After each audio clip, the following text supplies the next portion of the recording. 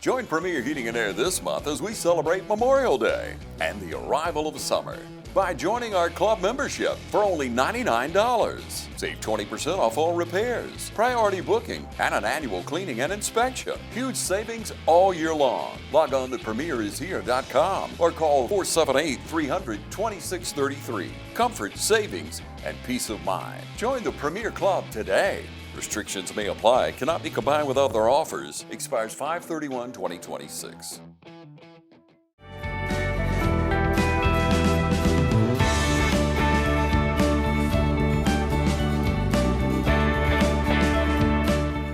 Hello everyone, we welcome into the studios again Meg Greer Evans. Thank you for coming in today, Meg. Hope everything's been going well. It's a great time of year and a great time to be an American, isn't it? Absolutely. Thank you for having me back. Man, we're coming up on 250 years as a country, and a lot of people hadn't been talking about it, Meg, but I know you and I know me, so we're proud to be Americans, right? Absolutely, yes. Yeah. And Georgians. Yeah. And Lawrence Countyans.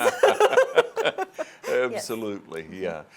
There's always a bright side of things to look at, and that's the way you go about life. You want to help people in their walk in life, and we want to talk today about an issue that's very near and dear to the station and to Meg as well, because and a lot of people you'll see on in the coming days on our Aging American special, in that we want to be prepared as we age in life. We want to be prepared as we're young in life, because we never know when we may pass. We never know what's coming today or tomorrow.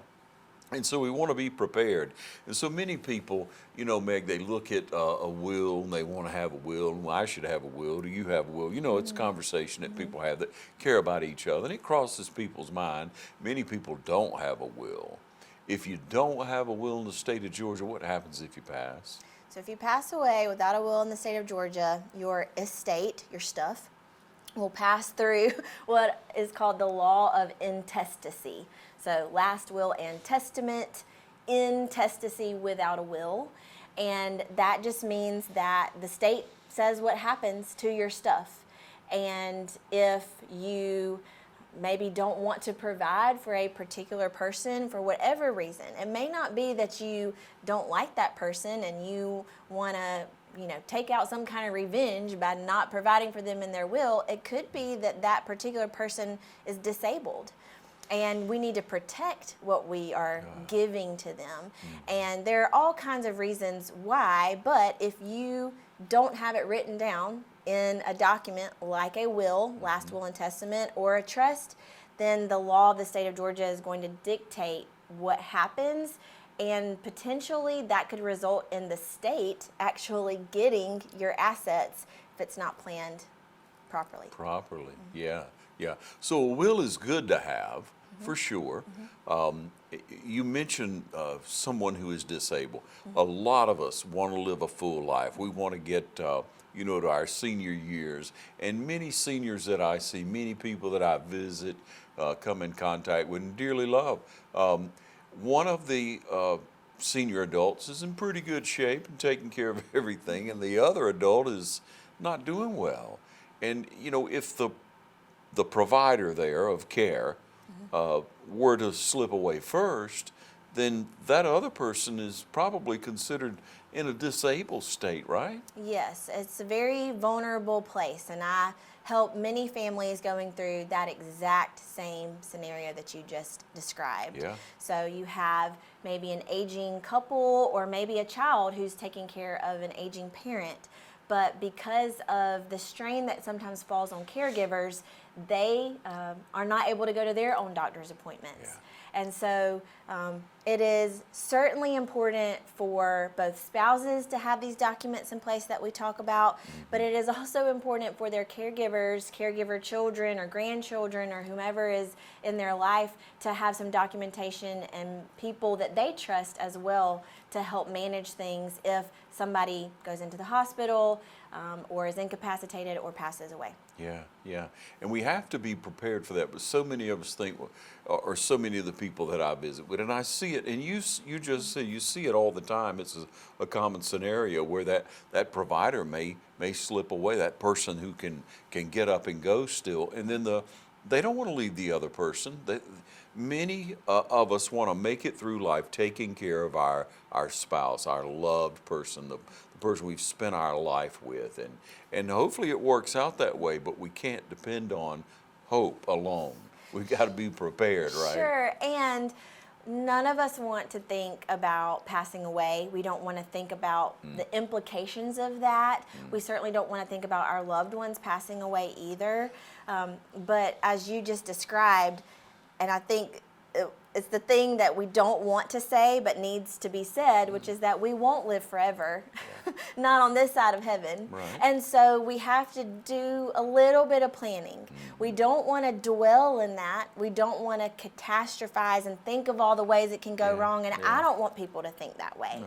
But I do want to be able to help families map out a roadmap of if that, then this, and then you don't have to think about it anymore. You just lay it out in the documents. We know that we have trusted people who can make decisions for us that we trust, and then we don't have to worry about it anymore. Yeah, and Meg, people can probably tell just by watching us here, and if they know you especially, but you're a very compassionate person.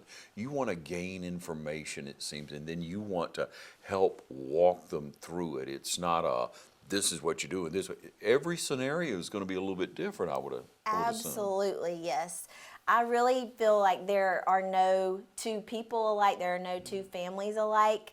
And so my first job is to get to know the clients, get to know their families, their exact situation. And that does sometimes involve me getting a lot of personal information. And I understand that people don't like having those vulnerable conversations. But if we can get to that point where we're really honestly evaluating not just what we have, not just our stuff, and yes, certainly that is important. Yeah. But what I always think is more important is who are the people in our families or who are the people that are close to us? What do we want to make sure that we are protecting and providing to those people? Yeah. And just as important, who do we trust to, yes, carry those wishes out after we pass away, but also make sure we are taken care of while we're still here? Yeah.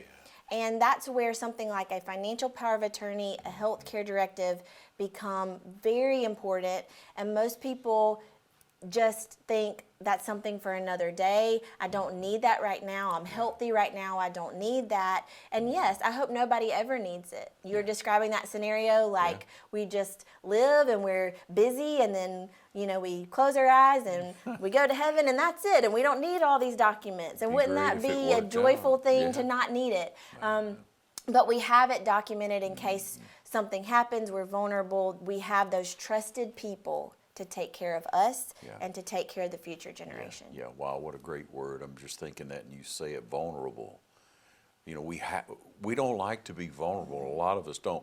But let's get honest. We all are vulnerable, and we must be vulnerable in relationships, in our walk with the Lord. We must be, when we look at our personal life in planning our end, but the end of our life too, so that we can live and so that we have. And we want to share some ways that you can live and you can have more, and not just let it all slip away from you, so to speak. So you stay tuned. We'll be right back. Townsend Brothers Funeral Home has been serving our community since 1937. Our family will treat your family with grace, dignity, and heartfelt sincerity, with an extraordinary level of professionalism. You are our friends, and it is a privilege to take care of you and your loved one in a time of need. Townsend Brothers Funeral Home, family owned and family focused. Hi, this is Meg Greer Evans with Middle Georgia Estate Planning in Dublin, Georgia. If you need assistance with a power of attorney, health care directive, will or trust, or if you're thinking about long-term care planning for a nursing home one day, give us a call. We'd be glad to talk with you and see if we can help. Our phone number is 478-272-2885, or visit us online at middlegaestateplanning.com.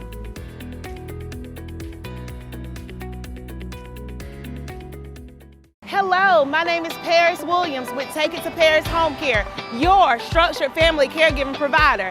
If you have a disabled loved one that's on Medicaid, did you know that you can get paid?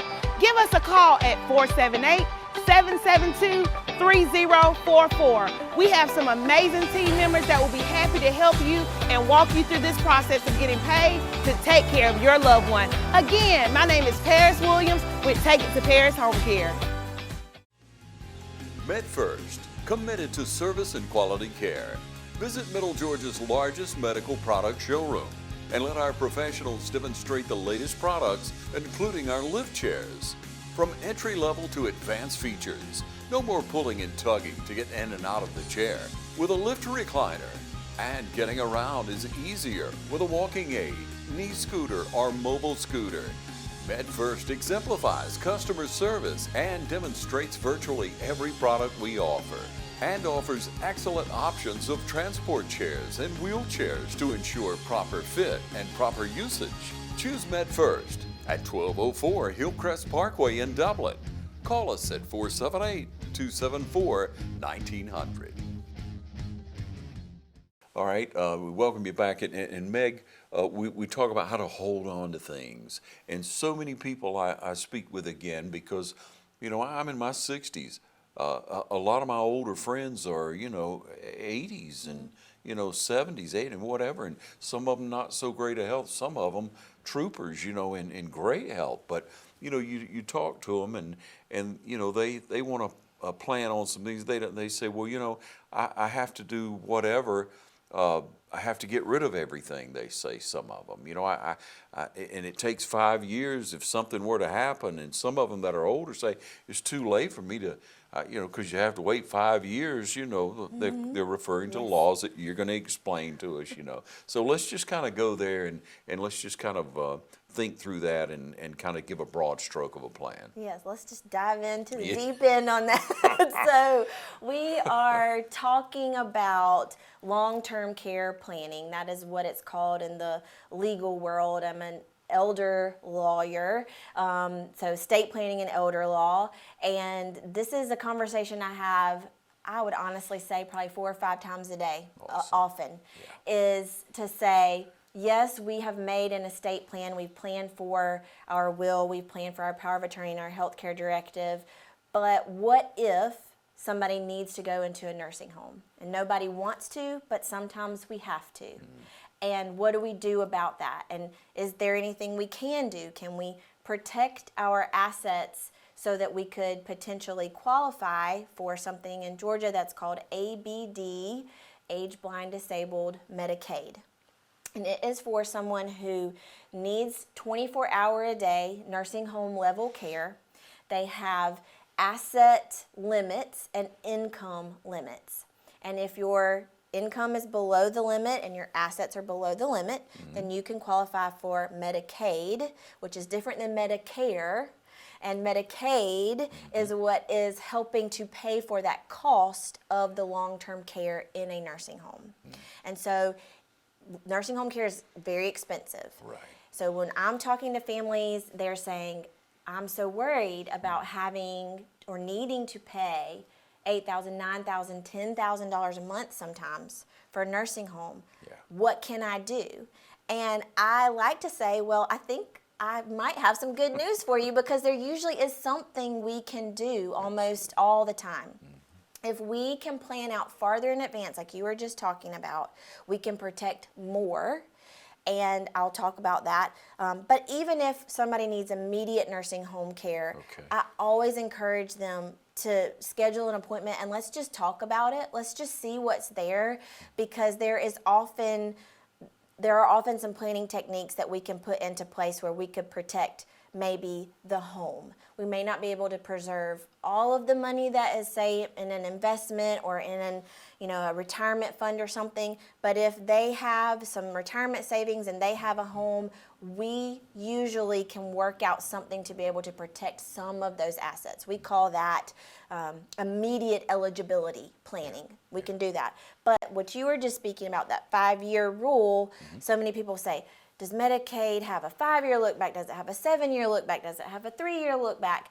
So just to be clear, Medicaid has a 5-year look back as it relates to transfers of assets. So if I have not transferred anything, if I've not given away anything, I don't have to worry necessarily about that rule. But if I am in a planning position and I'm thinking to myself, well, I want to go ahead and transfer my home to my children or something like that. That's a common scenario that I have in my office. And people will say, well, I'm just going to go ahead and deed that to them now. Well, if you do that and then you need to apply for Medicaid within 5 years of making that transfer, making that gift, then you apply for Medicaid. Medicaid will ask you, have you made any gifts in the last 60 months? That's 5 years. And if you say, yes, I just deeded my house to my kids last week, then they will say, okay, what was the value of the house? We divide that by what is called the transfer penalty divisor. Right now it's a little over $11,000. So I'll use the example. We transferred a house worth $110,000. We divide that by 11,000, we're going to get about 10. That means 10 months that we will be private paying for nursing home care. But then after that 10 months is over, we will qualify for Medicaid because we have served our penalty, so to speak. So that's why I always tell families, let's talk about it. Let's not just assume we can't do anything at all. Right. Let's also not assume that we need to just transfer everything all in one go. We might not be able to do it that way, especially if we don't have the luxury of time. And you said that right off the beginning, we don't ever know what time we have. But I always want to encourage families to say, there's usually something we can do. And at least if you have the information, you can go into the situation feeling like you've made an educated decision about it. Sure. Excellent. Excellent. Got a plan ahead. Take another short break. We're going to be right back with Meg.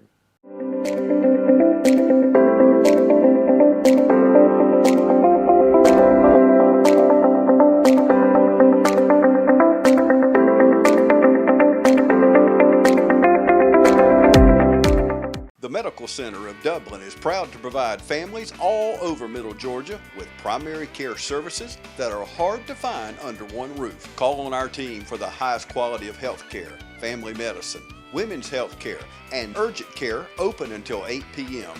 Walk-ins are always welcome. If you're sick today, you'll be seen today by one of our physicians. The Medical Center has been serving our community since 1964, providing quality medical care for the entire family.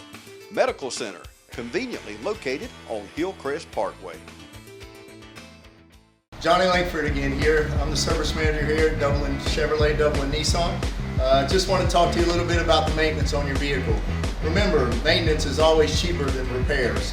We offer full service maintenance on all vehicles using quality, manufacturer recommended air filters, oil, wiper blades, whatever your vehicle needs for maintenance. We're here for all your concerns and to take care of your vehicle. Come see us here at Dublin Nissan, Dublin Chevrolet. Our hours of operation for our service department are 7:30 to 5:30 Monday through Friday, 8 o'clock to noon on Saturdays. Come see us. Thank you. The real advantage is in the results. Rehab Advantage in Sports Medicine, providing physical and occupational therapy. Visit one of our locations in Dublin, Sandersville, or Matter. Understanding the cause is the first step in recovery and returning you to a strong and pain-free life. Rehab Advantage in Sports Medicine, personalized techniques designed around your recovery. Serving our community since 2002. Rehab Advantage in Sports Medicine. So Megan, we look at that scenario, we look at how we can protect what we work for all our life. And some people think, well, gosh, I couldn't do that. I have $600,000-$700,000 worth of worth. But really, that's what these laws are set up for, to protect the money that you've worked so hard for, the investments, the home, the land, property, whatever you have. So you want to turn aside, you want to get some information from Meg. You want to just sit down and have a conversation. Meg, I'm sure if somebody is kind of at a point of maybe one of them is disabled or one of them is not getting around as well as they used to, as people will say, you'll set up a time to come out and speak with them, won't you, Meg? Yes, so if it's someone living here locally, we usually are able to make appointments work as best as we can. Sometimes that does involve me visiting. Sometimes that involves meetings in the parking lot. I have sat in many a back seat and had discussions. How sweet. And I have gone to hospital rooms, and I Yeah. have gone to rooms at the assisted living facility. So we do our very best to make that work as best as we can. And, you know, in 2026, while it is daunting sometimes, we can do a lot through Zoom or through FaceTime meetings as well. And so we really work with our clients to try to make it as convenient as possible to get them the documents they need. Yeah. As I always say with technology, if you don't know how to Zoom, if you don't know how to FaceTime, just ask the youngest person in your family. There you Ask go. one of those grandkids, and they'll help get you going. I ask the younger people at my office. Yeah, They yeah. will say, Meg doesn't know how to do that. I really don't, but I know people who do. It's all right. That's all that matters. Yes. Yeah. So, well, when we look at the difference in that will and in that trust, I mean, just as a basic, if you don't want to go through probate, if you don't want to put all your information out there for everybody to see, you giving Johnny this and Susie this and the church this and what have you. If you don't want that, then you need to go with a trust. Yes, that is the number one reason why people want trust would be privacy. A will has to be probated. There's just really no way around that.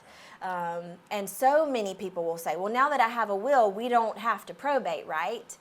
And I have to say, no, unfortunately, yes, that is exactly what you have to do. A will doesn't do anything until it goes through that public process of being filed in the court.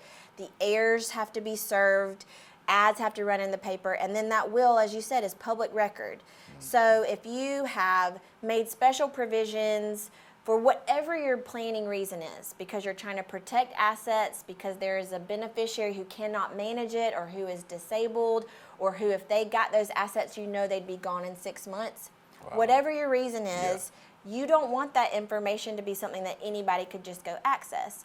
Well, we can put all of those directives in a trust, but a trust is a private agreement. It is not filed anywhere. It doesn't go into the public record.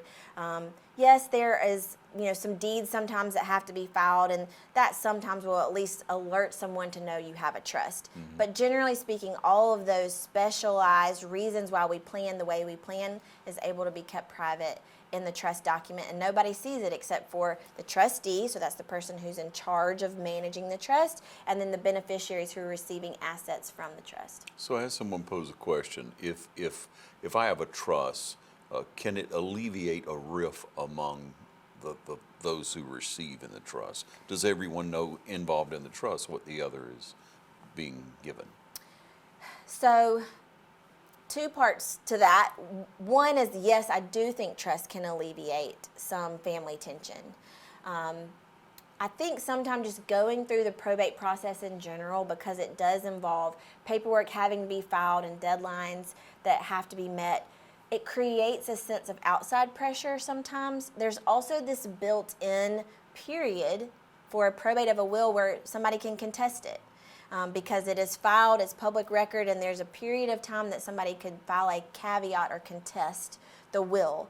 Not that most people do that, but just the thought in the back of their mind that they could sometimes creates just this tension in a family. And I think sometimes with a trust, because that is not even on the table, generally speaking. Now, I don't want to tell you as a lawyer that you can't contest a trust, because you can. You could file a lawsuit and you could contest the trust. But it is very expensive to do that, and so therefore most people try to make it work. And so I think sometimes just providing that incentive to, like, hey, it's going to be financially difficult for you to really try to contest this. Maybe we ought to think about trying to get along just from a financial perspective. Sometimes that alone is enough to keep the peace, so to speak. But then to the second part of your question, can the other beneficiaries see the trust? Technically, yes. If you have laid out, you know, in item A, this is going to Johnny, and item B, this is going to Sue, and item C, this is going to Gerald, then Johnny and Sue and Gerald are going to be able to see that whole trust document. Okay. However, I sometimes use the combination of a trust as well as outside assets that are not in the trust, like a retirement account, like a specific CD at the bank. Certain assets that you want to say, okay, I want this particular amount to go to this particular person. You just designate that beneficiary on that account, on that IRA, on that CD, and then that just goes to that person. It's not listed in the trust. It's not listed in a will even.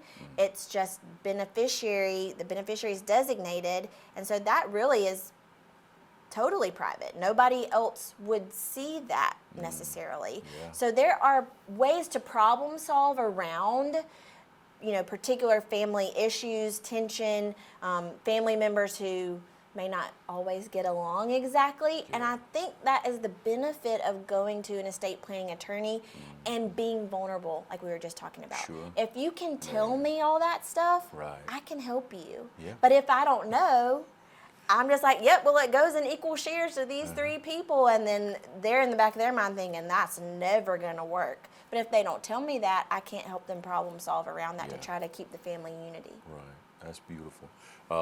And then when we look on ahead, if I set up a trust, I already have a will, I'm getting up in age, I'm out here watching, I say, hey, I might need to just leave well enough alone. It's never too late to adjust to that trust, is it? And then how much control? Because I'm of sound mind. I know what I'm doing. I'm doing everything in life. I'm pretty good here. Do I keep control of everything? You absolutely can, yes. So that is a number one make or break, deal breaker for people, is whether they still want and can have control versus somebody who's kind of like, you know what, I'm okay if my kids handle all this. And I have both types of clients. Sure. Everybody's different. I'll say it once, I'll say it 1,000 times. Every single family situation is unique. So yes, absolutely. If you still want to have control, we can draft your document so that you can control. Now, I had somebody today say, well, when I'm in heaven, I still want to be controlling it. And I said, well, you're going to have to talk to the Lord about that, because I don't think you can do that from what I know. Yeah. But joking aside, yes, we can absolutely maintain privacy. We can protect your assets. We can protect you. You can still make decisions. And then if you reach the point where you can't, you know that you've named people who you trust that actually can do that and will do what you want, instead of leaving it up to whomever might come in to take over your assets and you don't know and it's not your plan. Yeah. Each year we do these, and we come away, and then people see me in the community, and they see you too, and ask you, but they ask me questions, and I'll try to form it right. And that one of the questions that I got was, okay, if I want to bequeath, if I want to give something while under a trust, 401k that has. You're being penalized for at a point in your life because of Taking your a income. distribution. Yeah, so you want to start to dole that out, and there are people who could handle that. They're in a tax bracket, a situation where they could absorb any, offset any penalty on income. Can you do that as well? So if it's from qualified retirement, which is what you're talking about, like a 401k and IRA, then typically you cannot name somebody else to be a beneficiary of that while the owner is still living. Gotcha. And now, I don't want to cross into any boundaries of tax attorneys, because I'll be very honest with you all. I am not a tax attorney, but I have learned a lot about taxes over the years, but I certainly will always refer them to their accountant as two of the most important things you can have. I know I'm biased in saying it, but an attorney and an accountant to help you. But generally speaking, we can't specifically do that through a 401k, although there are ways to make lifetime gifts that can offset tax penalties, and certainly making gifts to children, grandchildren. The federal gift tax exclusion is $19,000 per person per year. So I could gift my daughter $19,000, and my husband could gift my daughter $19,000, and there's no gift tax requirements, nothing that has to be reported. It's not income to my daughter. It's not an issue for me. So there are little things like that that can be put into play in the estate planning process. And I always like to call it an estate planning process because it is ongoing. Yes. And it really is. And I know that's not what everybody wants to hear because they want to set it and forget it. But if you approach it the way that you might approach running a business and saying, okay, this year, what did it look like? What came in? What went out? How might we need to adjust things? Is this a year where we had extra and we want to make gifts? Yes. Or is this a year that we didn't have as much and so we want to look at the year ahead and plan better so that it doesn't surprise us? Approach your estate plan the same way. And if big things change in your life, like somebody passes away, or a child gets married, or somebody is facing a disability diagnosis, let's look at the plan and maximize it for all of those people that we care about, including ourselves, during our lifetime and to the next generation. Yeah. Lord, I wish I could remember another question, but because I get them, and you get them, I Yes. know. So the best thing for you to do is, and I tell them, just call Meg and I ask her, appreciate that. because I mean, you are a wealth of knowledge. You have the demeanor of you want to help people. As you said earlier, you go sit in the back seat of the car and you speak with these people because they need help. You know, Yes. and that's it very is- sweet. I feel, I don't think it's too bold of me to say, I feel like it is my calling. Yeah.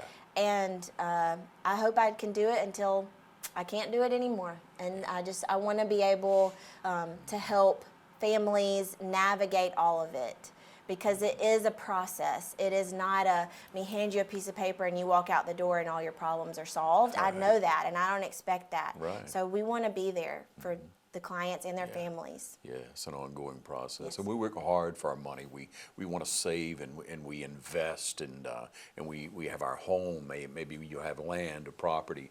You want to make sure that you keep that for your family, as we say, and so you want to get in touch with Meg, give her a call. You can go online, set up a time, and go down and see them or have them come out, speak with you. Meg, thank you so much Thank you for joining for us. having As me again. always, your wealth of knowledge. Thank you.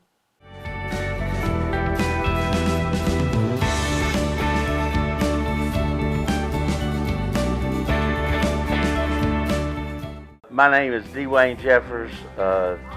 I've lived in Dublin, Georgia most of my life. This is my brother Ralph.